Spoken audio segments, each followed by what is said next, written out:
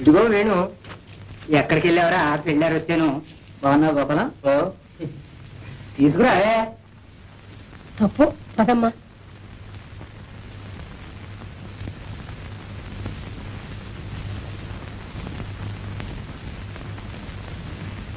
పోనీ అమ్మా, సిగ్గుపడుతోంది. కස්සది నీ దగ్గర దానికి సిగ్గేంటి కదా? అదే అంటాను. అయినా ఇప్పుడు ప్రత్యేకించి చూడాల్సిన పనే ఉంది.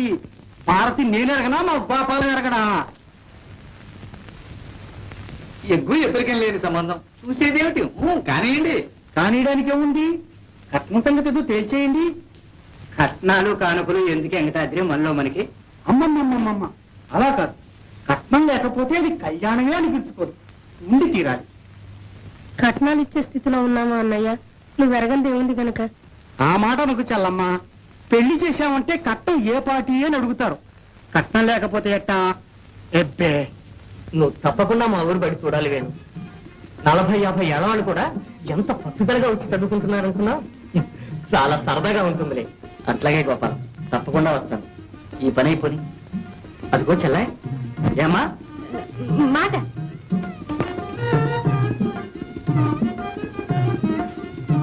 ఆ మాట ఏదో ఇట్లా వచ్చి చెప్పకూడదు. గోపాలం కొత్తవాడైనట్టు. నువ్వే వెళ్ళరాదు. ఏ తనెందుకు రాకూడదు? పోనీ నువ్వేరా భారతి. పర్వాలేదులే, రా. ఆ మాట ఏమిటో అక్కడి నుంచి చెప్పేసి. ఏమిటో నాకు తెలవదు. అదిగో అటయ్య, ఇదే మరొకరైతే ముక్కు పిండి 3000 పుచ్చుకోకపోయేవాడినా. అదృష్టవంతులమే. 500తో మమ్మల్ని వదిలేవు. అవును ఏమమ్మా, మార్కెట్ రేట్ అట్టా ఉంది.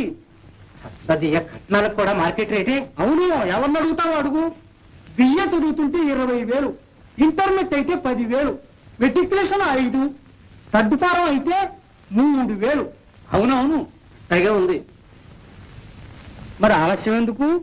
ఈ వైశాఖంలోనే. ఈ వైశాఖంలోనా? మరేమనకండి, శుభస్య శీఘ్రం అన్నారు. గోపాలం, ఈ వైశాఖంలోనే పెళ్లి జరిగి తీరాలి. ముహూర్తం పెట్టిస్తాను. సెలవు. నమస్కారం అండి. వెళ్ళొస్తామండి.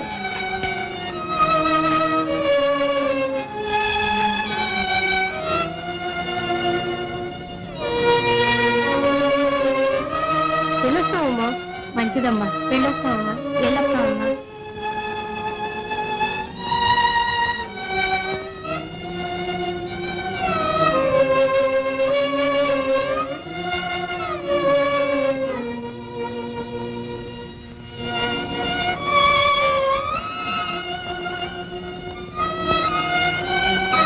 మిగిలినవి 4 బస్తాలు. ఇంత దగ్గర ముహూర్తం పెడితే తూగటమెట్టాగా? తూగు, ఉయ్యాలు కట్టుకుని ఊగు. అతనికేం అక్కర్లా. అయితే మళ్ళీ ఆ సాగరయ్య గారినే పట్టుకోవాలన్నమాట. కానీ ఈ వారం కూడా ఆయన మీదే బారేద్దాం.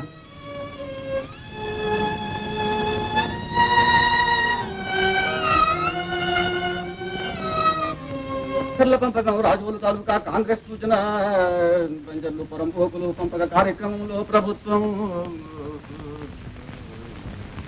పెంచిన భూములను మంజూరు చేయాలని రాజకీయ బాధితుల దరఖాస్తులకు మేరకు నిరభ్యంతరంగా పట్టాలు ఇవ్వాలని ప్రభుత్వాన్ని కోరుతూ రాష్ట్ర 2వ పంచ ప్రణాళిక మార్చి ఆఖరి వారం తయారు.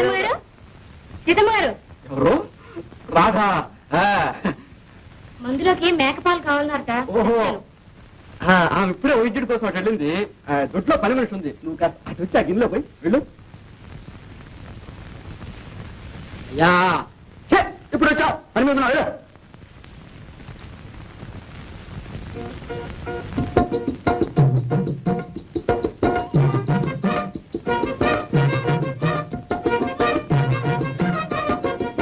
పని మనిషి కూడా ఎక్కడో వచ్చినట్టుంది.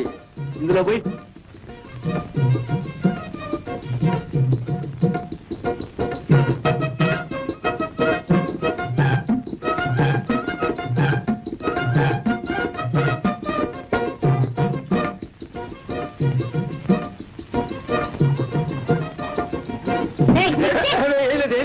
ఏమీ లేదు, ఏమీ లేదు.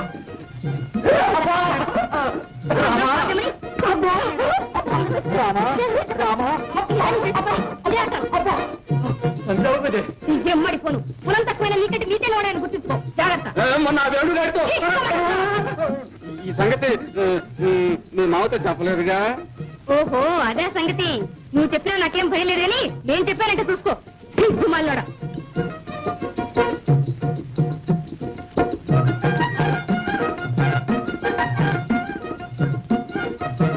పొద్దున్నే లేచి ఎవరి ముఖం చూశాను? ఎవరి ముఖం ఏమిటి? నీ ముఖమే చూసుకున్నారుగా అర్థంలో. తెల్లవారు లేస్తే అన్ని అబద్ధాలేనా? ఊళ్ళో పురాణం ఉందని పొమ్మన్నారు. నా బోత అక్కడే లేదే. లేదు లేదు. అరే ఆ వెంకయ్య గారు సుబ్బయ్య చెప్పాడా? అయ్యో బాబు ఉరిమైపోయినా. అయ్యో వాళ్ళేంటి అన్ని వలకపోసారా?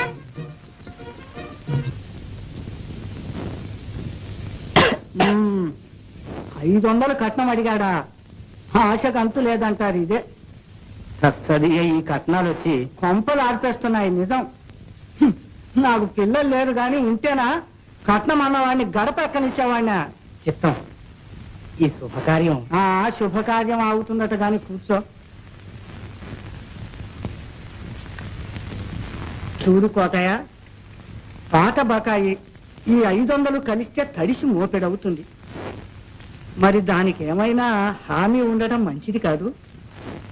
నా మాట కంటే నా బాబు మాటలు మాటల్లాగే ఉంటాయా? ఇప్పుడు నీ కొడుకు పెద్దవాడయ్యాడు, వ్యవహారవేత్త కూడాను. ఆడి మోకం ఆడికేం తెలుసు. నా మాటకు ఎదురు చెప్పలేండి. అయితే ఒక పని చేయండి. మీరిద్దరూ కలిసి 2 ఏళ్లలోగా నా బాకీ తీర్మానం చేయలేకపోతే మీ ఇల్లు నాకు స్వాధీనం చేసేట్టు ఒక జాయింట్ తనఖా దస్తావేజు రాసివ్వండి.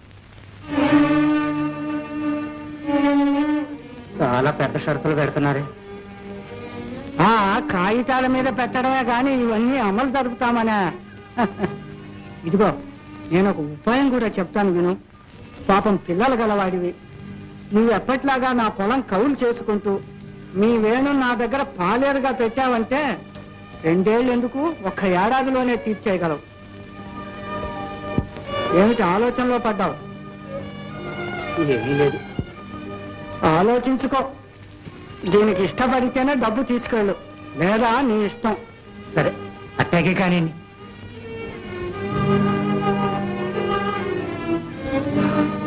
అరే పోలాయా,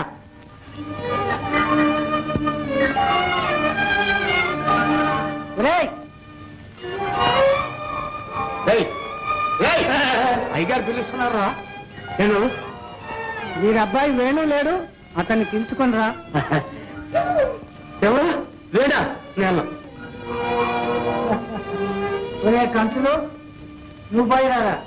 చిత్తం బాబు, కొన్ని కరణాన్ని పిలుచుకొస్తావా? ఎవరు? కరణం సాంబయ్య గారిని రా. ఓ రైట్ గా. రంగారావు, దస్తావేజు ముసాయిదా చెప్తాను, ఇక్కడికి రా.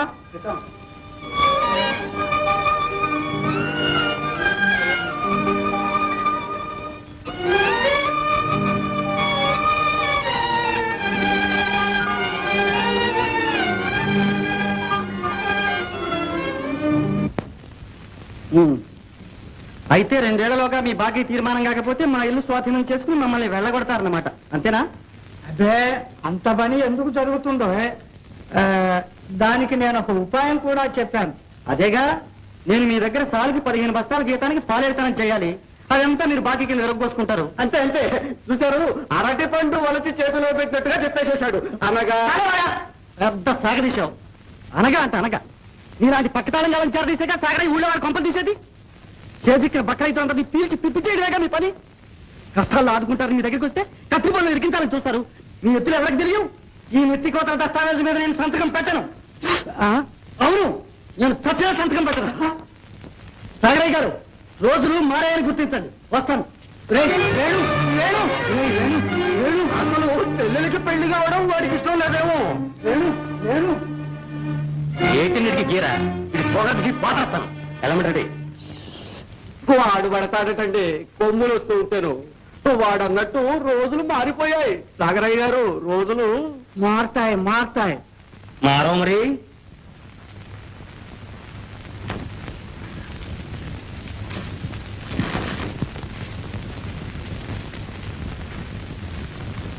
మన ఇల్లు ఒకటే కాదమ్మా, ఈ ఇంట్లో ఉన్న మనుషులు కూడా తన స్వాధీనం చేసుకోవాలని చూస్తున్నాడు. నువ్వు నేను తప్పితే ఇంక ఊళ్ళో మనుషులే దొరకరు. దొరుకుతారు.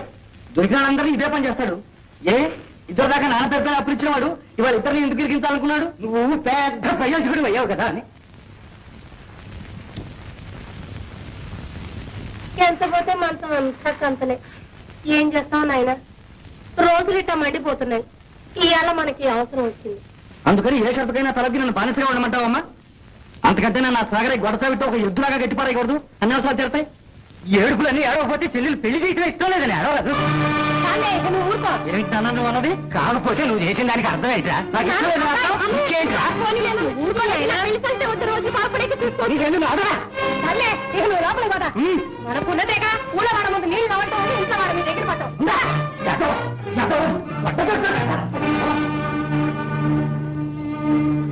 చూసావమ్మా ఎంత మాట అన్నాడు? ఊరుకోలేయా ఊరుకో. నాన్న కోపం నీకు తెలియదు. నీ పెళ్లి నేను వద్దంటాను కల్లో ఉన్నా. ఊరుకోలేయా, అదే మనసులో పెట్టుకుంటావేంటి? లేదు లేమ్మా, ఊరుకో.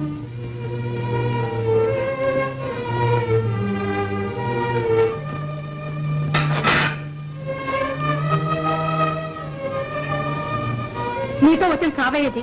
కోపం వస్తే ఒళ్ళు తెరవదు. ఎంత మాట పడితే అంత మాట అనేస్తాం. అని ఎంత బాధపడుతున్నారో తెలుసా? నువ్వు పడుతున్నావు బాధ. లేదులే, నువ్వు ఒక్కడే పడుతున్నావు బాధ. ఇందా